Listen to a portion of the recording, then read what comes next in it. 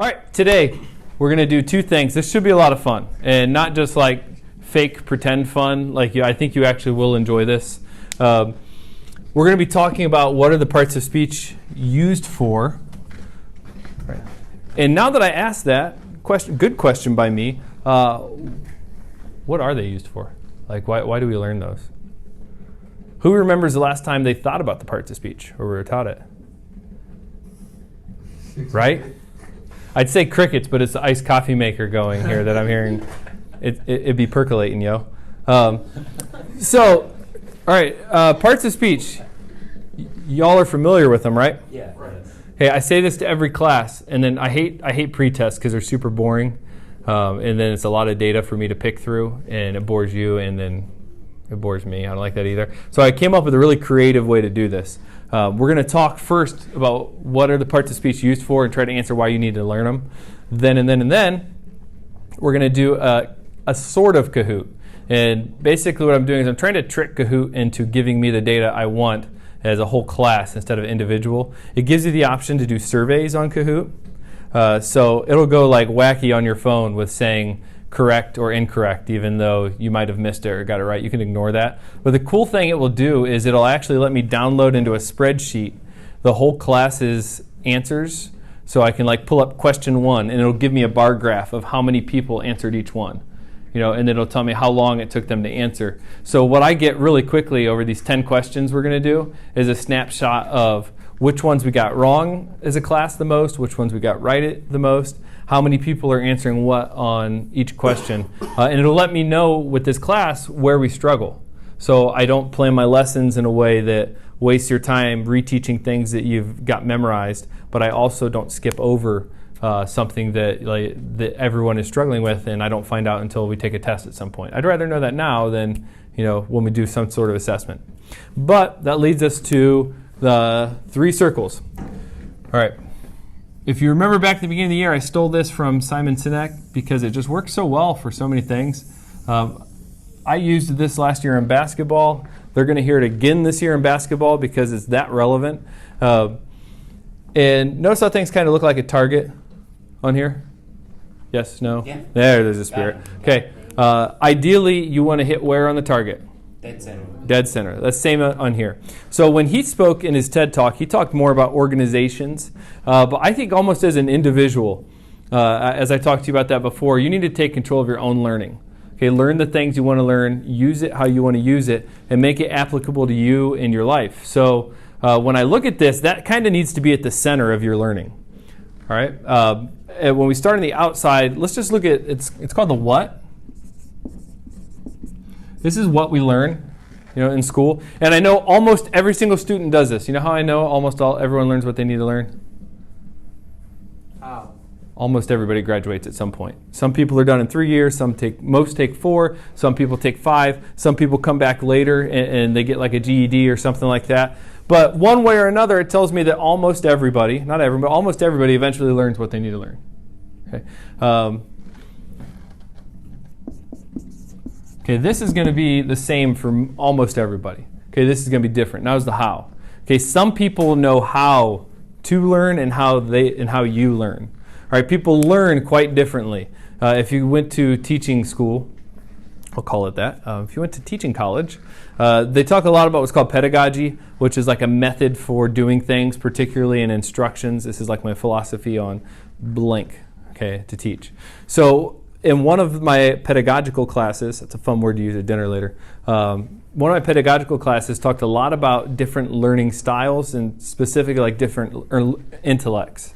All right, and there are a lot of intellects that you can break down into a whole bunch of different areas, but basically they fit kind of under the umbrella of different learning styles.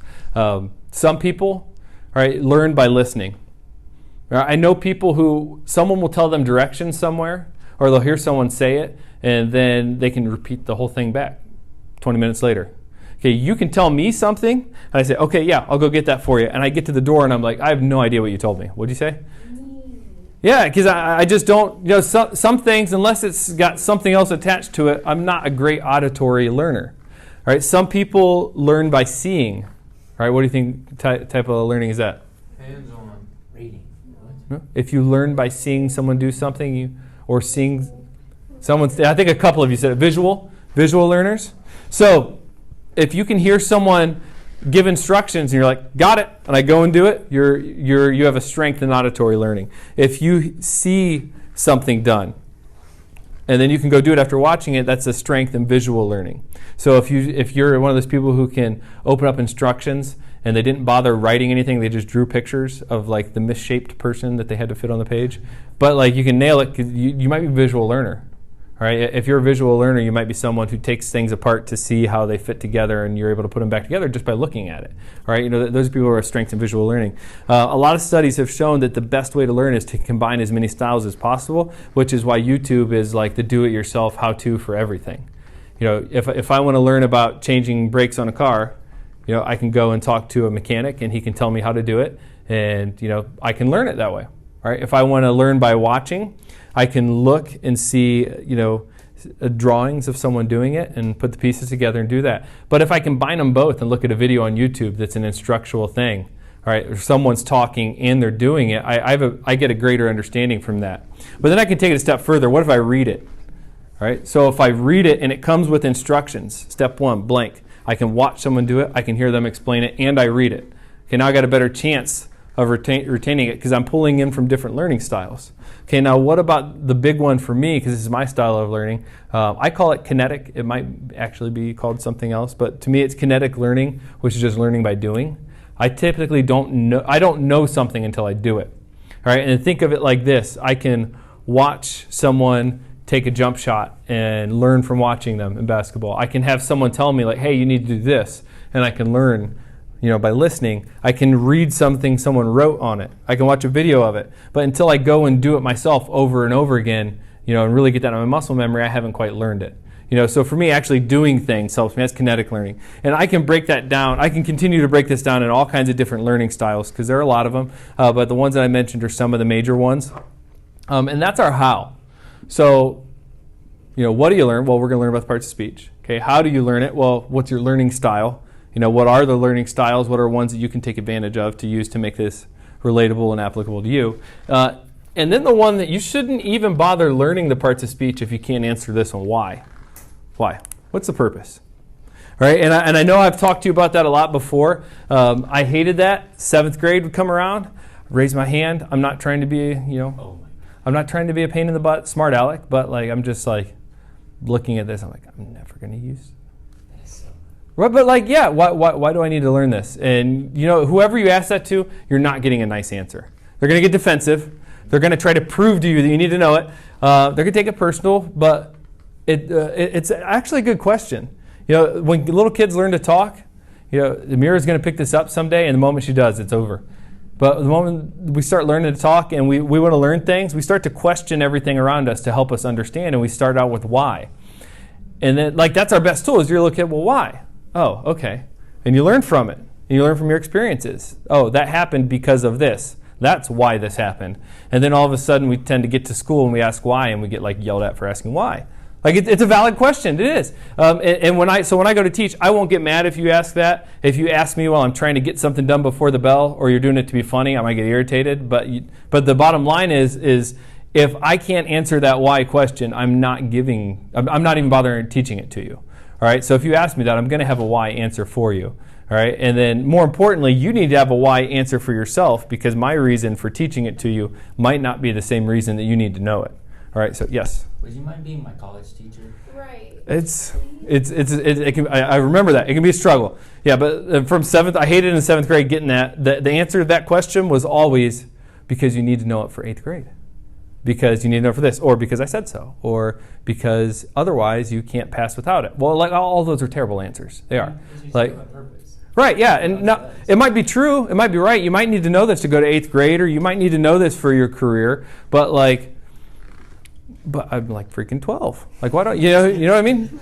So if you're only doing things because it just takes you to another level, what happens when you no longer have any more levels to go up, and you're okay, I just learned all that stuff, and for what? For what? Now I'm here, and I don't know why I learned it. So I know that's really long. I took 4 minutes explaining that, but it is important because we're starting a new unit. And anytime you start something new, you should ask the question why. All right? And if you can't answer it, see why other people Say that. See if it applies to you. And if you can't answer it, don't waste your time with it. Because what happens is you end up taking like a bunch of notes and making note cards, and you memorize all this stuff so you can take a test in 2 weeks, and then 3 weeks after that you have no idea any of it. None of it. You can't remember it again. Because you had no reason for learning it. It was just to pass a test and go to the next step, and then you forget it. So you basically just wasted 3 weeks, or you could have been learning things that matter. So when we go to parts of speech, this part I actually will do quickly, and I'm hoping that this will make sense, and I won't have to explain this again throughout the year. I'm going to take time explaining it once, and then as I start introducing new things, hopefully you can remember this talk and know why I'm showing you these new things that might not matter to you yet. So the reason we do parts of speech is because it helps us with our writing. All right, it helps us with our writing.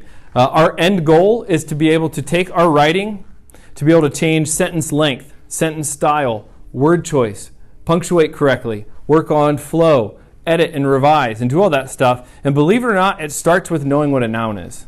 All right, that's how it starts. Because what happens is you learn 8 parts of speech and articles. So you learn those. That's kind of our what. You learn that.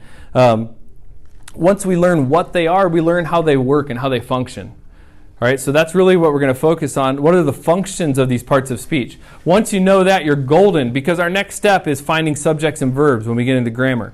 Okay, well, why do I need to know subjects and verbs? Well, you need to know subjects and verbs, right? So you can identify if you have a complete sentence, if you have a fragment, and so you can identify if I have a clause, a phrase, or a fragment.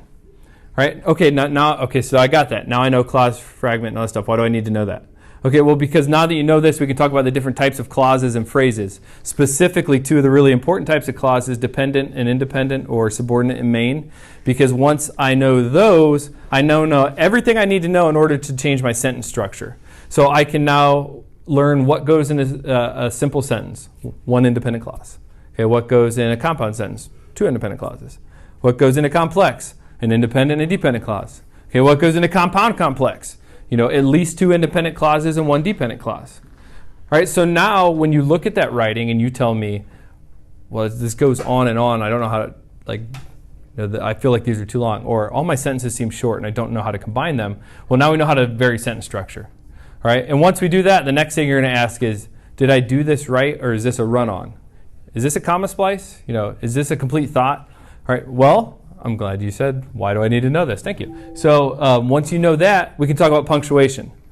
All right, and that seems to be almost every senior I talk to at some point is just really confused over commas, semicolons, colons. When do I use a period? Do I need to put a comma here? Can I start this sentence with and? Am I allowed to do that? Those types of things.